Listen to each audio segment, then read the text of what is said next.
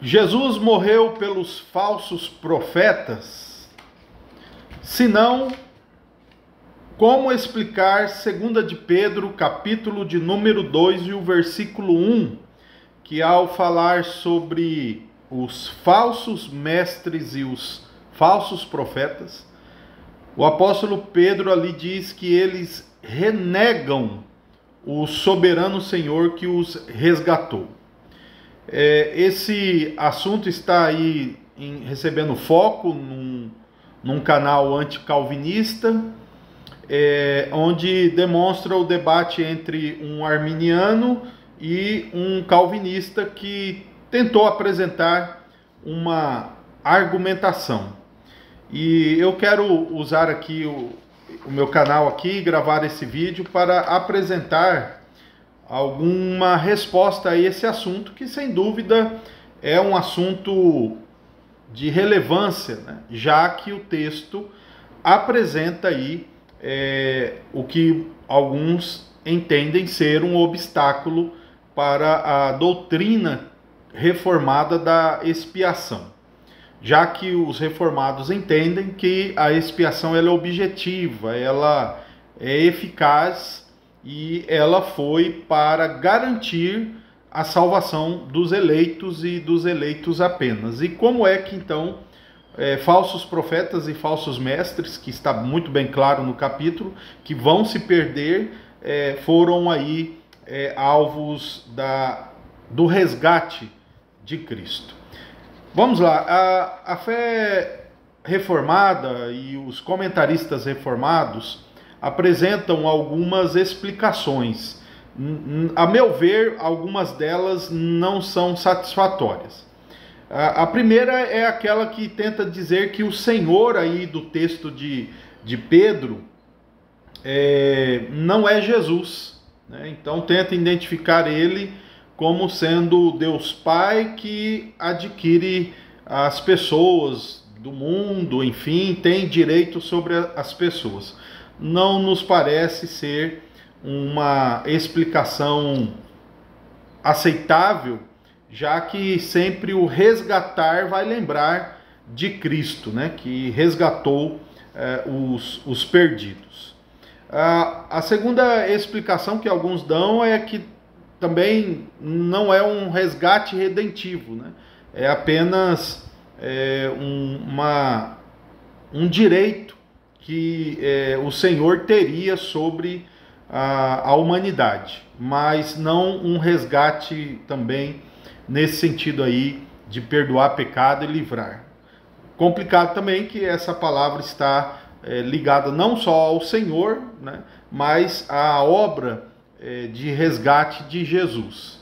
Assim não me parece ser satisfatória essa explicação calvinista. Eu acredito que a melhor resposta é aquela que nesse vídeo aí que está circulando, o pastor lá, eu não sei quem é pastor, se é pastor aquele senhor calvinista lá, ele tentou explorar e talvez não teve muito tempo ou não foi muito feliz ali na exposição, mas alguns chamam da linguagem fenomenológica, né?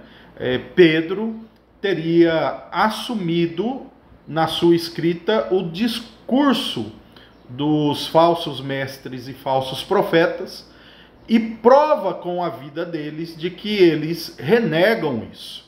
Então, me parece que essa é a explicação mais viável à luz da teologia bíblica, né? À luz do que a Bíblia vai dizer sobre esse mesmo assunto. Quais são essas outras luzes das Escrituras que podem então sustentar essa explicação, né? De um texto fenomenológico em que o autor assume a confissão dos falsos mestres para evidenciar a partir das suas práticas que eles estavam renegando aquilo que estavam ali confessando para a igreja, né? A argumentação pastoral de Pedro é mais ou menos assim: olha, não acreditem todos que estão aí entre vocês. né? Eles vão negar o Senhor que os resgatou. Mas como? Aí ele vai mostrando a vida deles, né? Então Pedro assume a confissão.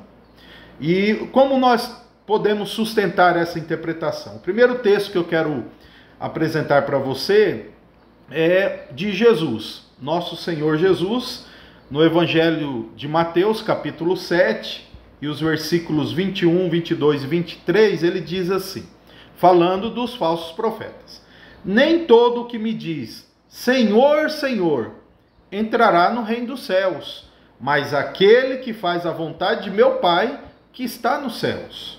Muitos naquele dia vão me dizer, Senhor, Senhor, nós não profetizamos em seu nome, e em seu nome não expulsamos demônios, e em seu nome não fizemos muitos milagres? Então eu lhes direi claramente, eu nunca conheci vocês, afastem-se de mim, vocês que praticam a iniquidade. Observe que nesse caso Jesus não nega a confissão, mas prova que a vida deles não era conhecida pelo Senhor, obviamente não o conhecimento da onisciência aqui, mas o conhecimento de um relacionamento salvador. Está claro que Jesus usa aqui esse mesmo recurso, mas não se preocupa em dizer que o que eles disseram era mentira, foi falsidade. Não, está mostrando, eu não tive nenhum relacionamento com vocês, um relacionamento de amor, um relacionamento salvador. Então, esse texto pode ser usado para sustentar a interpretação que temos de 2 Pedro, capítulo 2, versículos 1, né? Só confirmando aqui, esse texto de Mateus, de fato, é o texto de Mateus capítulo 7, né? Qual a outra passagem que nós podemos mostrar o autor apontando falsos mestres e provando pela vida deles, certo? E eu quero agora recorrer ao apóstolo Paulo na segunda carta a Timóteo, no capítulo 3. Ele vai dizer o seguinte, preste atenção: mas você precisa saber isto, nos últimos dias sobrevirão tempos difíceis, pois os seres humanos serão egoístas, avarentos, orgulhosos, arrogantes, blasfemadores, desobedientes aos pais, ingratos, ímpios, sem afeição natural, implacáveis, caluniadores, sem domínio de si, cruéis, inimigos do bem, traidores, atrevidos, convencidos, mais amantes dos prazeres do que amigos de Deus. Agora preste atenção o versículo 5. O apóstolo diz: tendo forma de piedade, mas negando o poder dela. Fique longe também destes, pois entre estes se encontram os que se infiltram nas casas e conseguem cativar mulheres tolas, sobrecarregadas de pecados, que são levadas por todo tipo de desejo, que estão sempre aprendendo e nunca conseguem chegar a um conhecimento da verdade.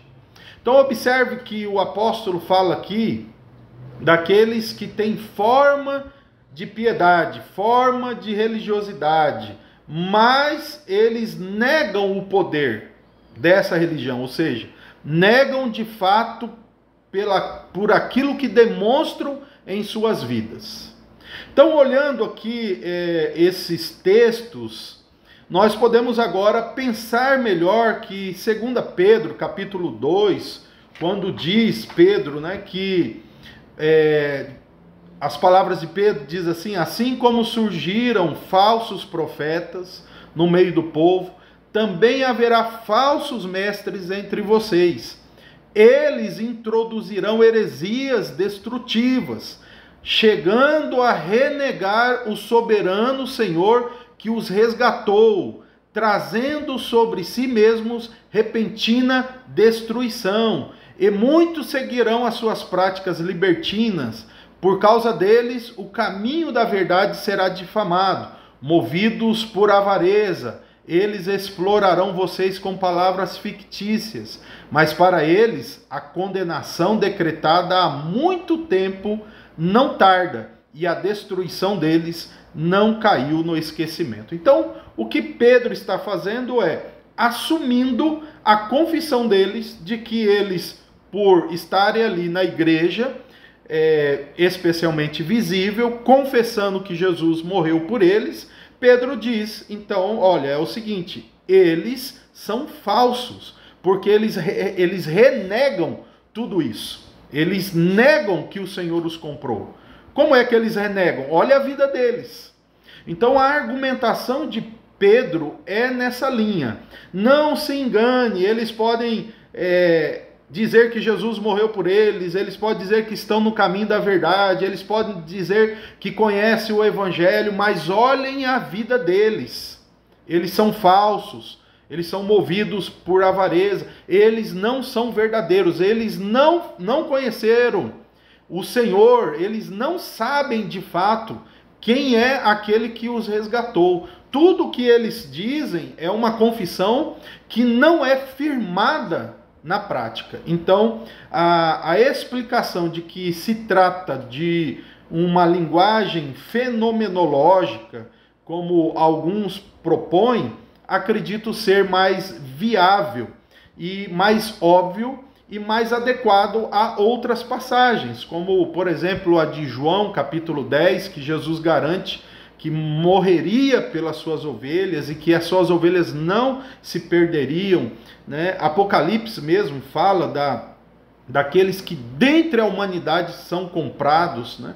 Então nós precisamos olhar a obra da redenção como um plano eterno de Deus concretizado, para que isso oriente toda a nossa interpretação de como isso é aplicado, reconhecido, confessado no contexto da igreja e das cartas pastorais. Assim, é essa a explicação que acredito ser hoje a mais viável. Que Deus nos ilumine e que Deus nos fortaleça na verdade.